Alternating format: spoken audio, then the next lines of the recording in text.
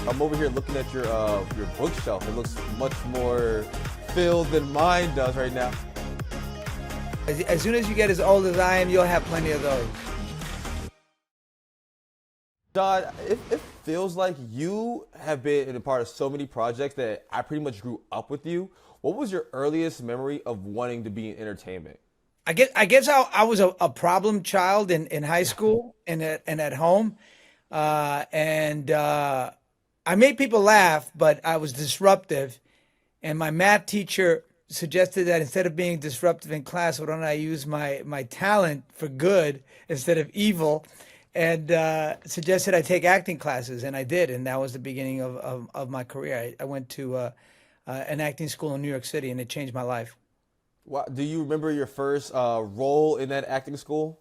Yeah, that's funny you should say. I do. I do. It was a Sal Mineo role, and I played sort of a hood who had problems with his father and was put into therapy, which was exactly parallel to my life. I don't know how this acting teacher figured that out.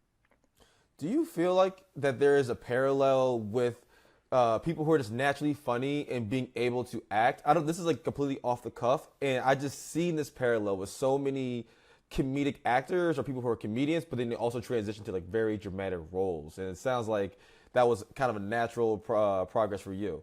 Yeah, no, good observation. Yeah, I feel like there's a lot of patterns that really lead to actors. Like a lot of them are people who moved a lot, like I did. I moved a lot. I moved every year of my life, and you have to make new friends, and you have to be the new kid on the block. So you learn how to be very social, and learn to do voices and all kinds of stuff like that, and then you learn to be funny.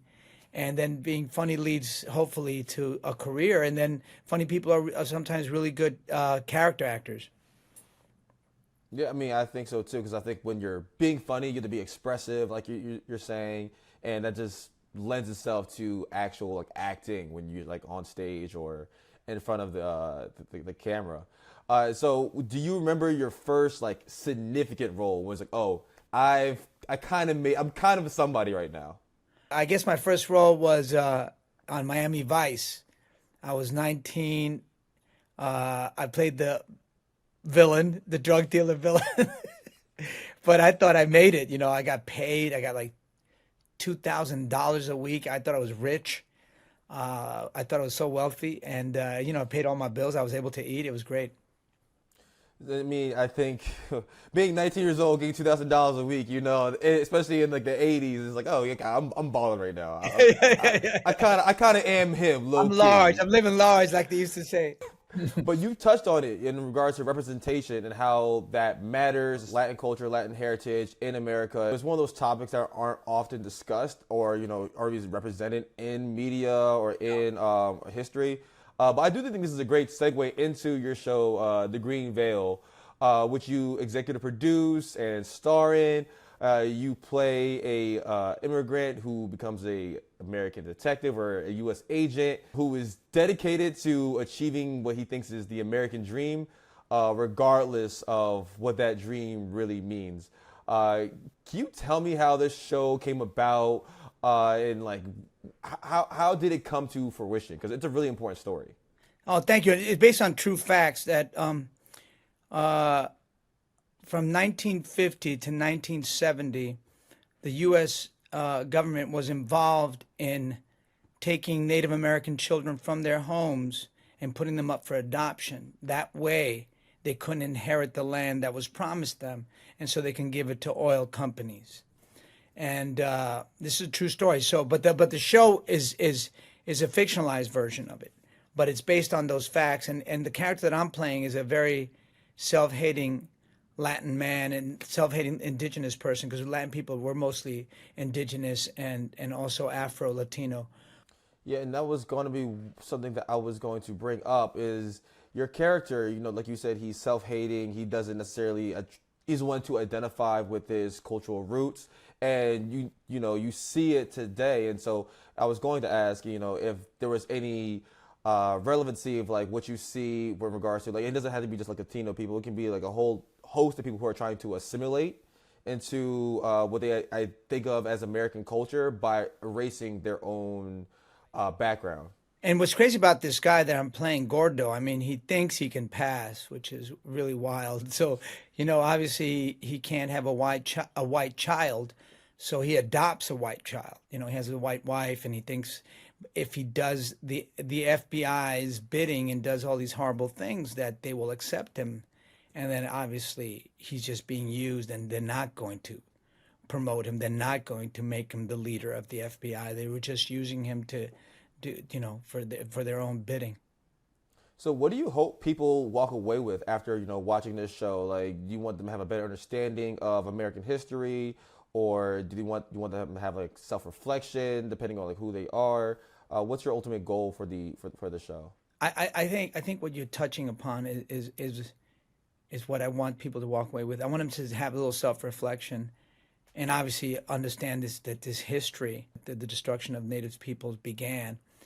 And like you said before earlier, they thought they were coming to an empty land, or that's what they made it seem like. Oh, look at all this free land, but it wasn't. It was the people were here civilized, and there were many more people here, but the diseases eradicated. So when they walked into certain places and they were empty, they were empty only because of first contact. Native American people and where they are and why they are where they are. I wanted to reflect on all those things, and their participation by being silent, by not speaking out, by not doing something. That's impactful, and I think that's the power of entertainment and media, is that you can tell these stories and get people to self-reflect, or at least like lead you down that path to like Yeah. actual discovery. But the Green Veil is streaming on your network, the network. The network How does got it come free. about? How did you do this? How did you Well, build this? okay, all right. So, we pitched the show around, and people loved it. I mean, my friend, the director and writer and creator and producer of it, got a lot of offers, but people would not take the show on because of its themes, its content, the culture that it was representing. But they love the work. They love what we created. They enough to offer my friend a lot of jobs. But we wanted this show to get on air, so we created this network, this streaming platform. We're at 1 million subscribers. It's free. You just have to subscribe on it. Free is for me. If you Yeah, like you me. know what I'm saying? $3.99 is not a better price. It's the best price going. Yeah, so it's called the network.stream, and you just subscribe and you're on. And now we got a new show coming out now. It's a fashion documentary series. It's really powerful and potent. An expose on the fashion industry, and every quarter we come up with 2 new shows, very very curated. Aaron Rappaport. So y'all are the ones who are, kind of curating the shows, dictating what comes to the service. Yeah, we want to give a chance to content that doesn't get a chance to be put on.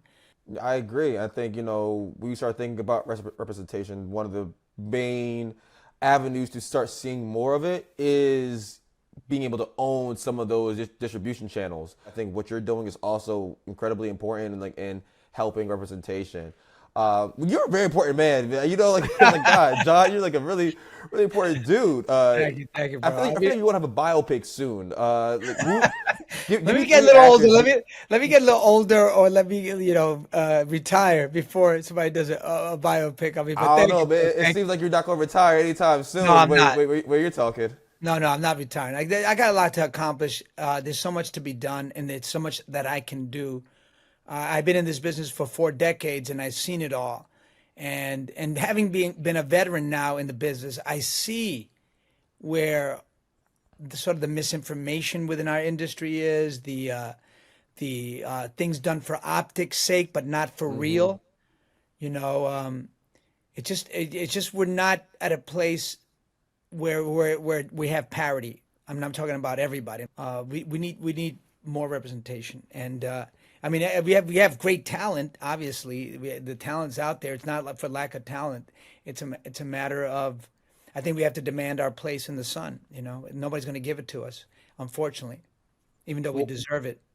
What would you give? What advice would you give? You have to give 3 pieces of advice to someone just starting out in the entertainment industry, not necessarily have to be acting or comedy. what advice would you give them, especially if they're someone of color? I would say perform as often as you can, wherever you can, however you can. If there aren't any venues, create your venues. You know, I was performing in my living room for my family and friends when I couldn't get a spot. So create those venues. You know what I mean? Create those opportunities for yourself if they're not out there. And then obviously the gram is amazing. Unfortunately, the Vine is gone. The Vine was incredible Listen, content I grew up on provider. the Vine. Oh, the Vine was amazing. It's so sad, of course, because it was a black content. It disappeared because it should be huge right now. It should be one of the mega Well, TikTok platforms. took its sauce. So A little bit, yeah, but it was gone before TikTok. yeah. Yeah, But yeah. it's the same concept It was though. amazing. But I mean, yeah, let's create our own providers. You know what I mean? And keep putting content out there. Study. I say study with the best if you can find them. You know, never say no to anything. Say yes to everything. You know, work behind the scenes, in front of the camera, whatever. Do it all. Write, direct, produce. Try to do it all. Don't say no to anything.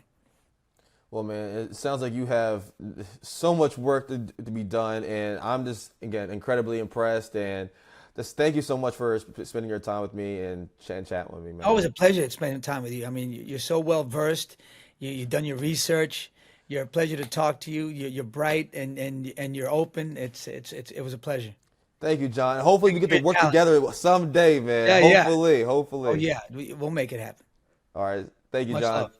Take it easy.